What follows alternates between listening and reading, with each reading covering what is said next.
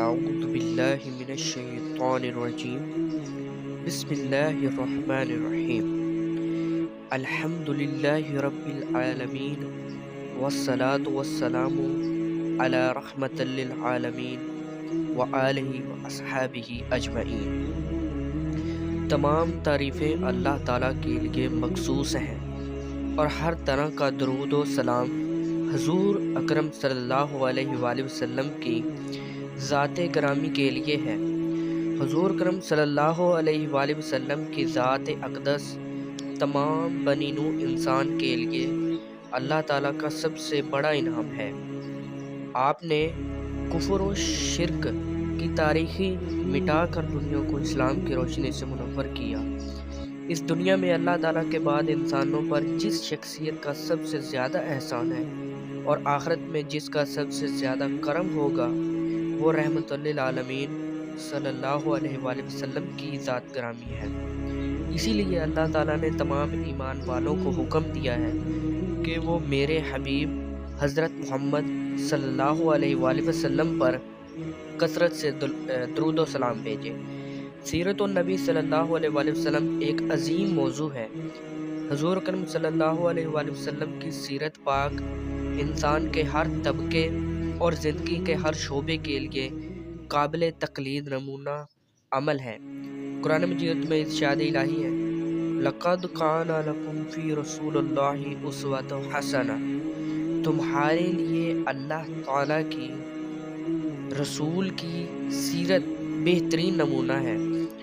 سیرت نگاروں نے اپنی اپنی ہمت کے مطابق حضور اکرم صلی اللہ علیہ وآلہ وسلم کی سیرت پاک کے ہر گوشے پر روشنی ڈالنے کی کوشش کی ہے۔ اس موضوع پر ہزاروں کتب لکھی جا چکی ہیں۔ ہنوزیہ سلسلہ جاری ہے اور انشاءاللہ قیامت تک جاری رہے گا، کیونکہ اللہ تعالیٰ کا فرمان ہے وَرَفَعْنَا لَكَ ذِكْرَكَ، اے نبی میں نے آپ کا ذکر بلند کر دیا۔ تو سب سے پہلے ہم حضور نبی کریم صلی اللہ علیہ وآلہ وسلم کے آباء و اجداد اور خاندان کے بارے میں سرسری نگاہوں سے دیکھیں گے۔ تو اللہ عز و جل کے آخری رسول، نبیوں اور رسولوں کے سردار ہمارے آقا صلی اللہ علیہ وآلہ وسلم مکہ مکرمہ کے مشہور معروف قبیلہ قریش کے خاندان بنو ہاشم میں پیدا ہوئے۔ حضور نبی کریم صلی اللہ علیہ وآلہ وسلم کا سلسلہ نسب، نبی کریم صلی اللہ علیہ وآلہ وسلم کا شجرہ نسب مدرج ذیل ہے۔ سیدنا محمد صلی اللہ علیہ وآلہ وسلم بن عبداللہ بن عبد المطلب بن ہاشم بن عبد مناف بن قصا بن کلاب بن مرت بن کعب بن لوی بن غالب بن فہر بن مالک بن نذر بن کنانہ بن خزیمہ بن مدرکہ بن الیاس بن مضرب بن نزار بن ماد بن عدنان، اور عدنان حضرت اسماعیل علیہ السلام کی اولاد سے ہیں۔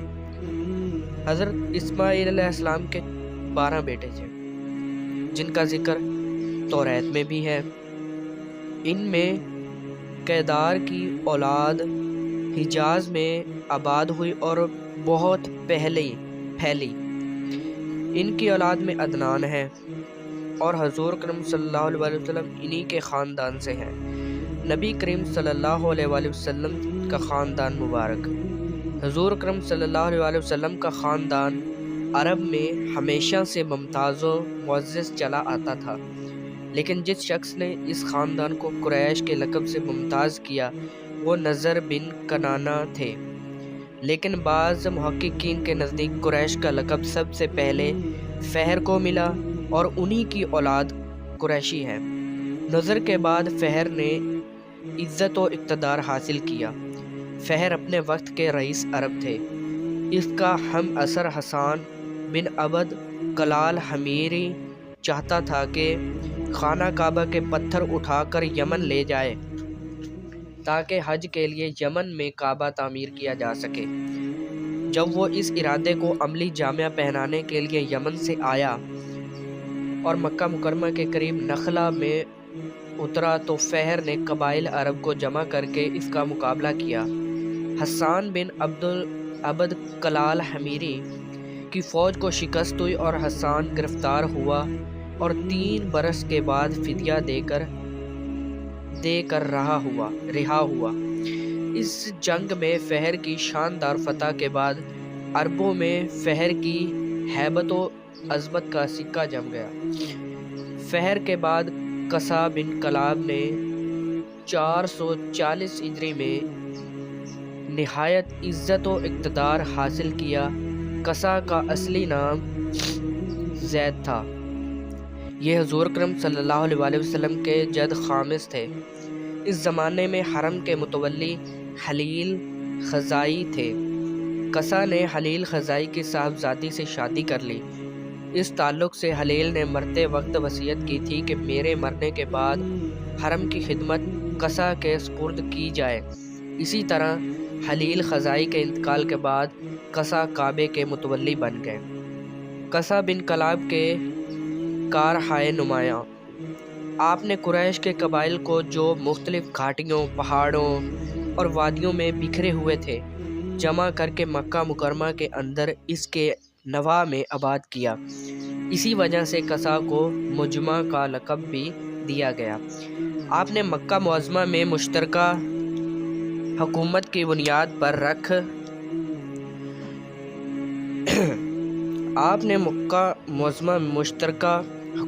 بنیاد رکھ کر رفادہ، سقایا، حجابتہ اور قیادہ کے عہدے قائم کیے۔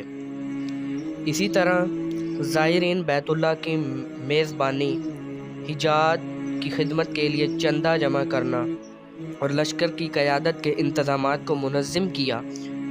امور سلطنت میں باہمی مشورے کے لیے ایک قومی مجلس گھر قائم کیا جس کا نام دارالنداء تھا۔ قریش جب کوئی جلسہ یا جنگ کی تیاری کرتے تو اسی عمارت میں کرتے، قافلے باہر جاتے تو یہیں سے تیار ہو کر جاتے، نکاح اور تقریبات کے مراسم یہیں سے ادا ہوتے، لڑائی کے لیے جھنڈا یہیں تیار ہوتا تھا۔ قصا بن کلاب ہی پہلا شخص تھا جنہوں نے ایام حج میں مزدلفہ میں مشعر الحرام پر روشنی کا انتظام کیا۔ ایام حج میں مشعر الحرام پر چراغ جلائے جاتے تھے۔ آپ نے سقایا، حاجیوں کو پانی پلانا اور رفادہ، حاجیوں کو کھانا کھلانے کا انتظام کرنا، جو خدام حرم کا سب سے بڑا منصب تھا، قائم کیا۔ آپ نے تمام قریش کو جمع کر کے تقریر کی کہ حجاج کرام دور دراز سے حرم کی زیارت کو آتے ہیں، ان کی میزبانی قریش کا فرض ہے۔ چنانچہ قریش نے ایک سالانہ رقم مقرر کی جس سے حجاج کرام کو منع اور مکہ معظمہ میں کھانا کھلایا جاتا تھا۔ اس کے علاوہ آپ نے چرمی حوض بنائے۔ ایام حج میں یہ حوض مکہ معظمہ اور منع میں رکھوائے جاتے تھے اور ان حوضوں کو بھرنے کے لیے پانی مکہ معظمہ کے کنووں سے مشکوں میں بھر کر اونٹوں کے ذریعے منع پہنچایا جاتا تھا۔ اسی طرح آپ نے حجاج کرام کے پینے کے لیے پانی کا مناسب انتظام کیا۔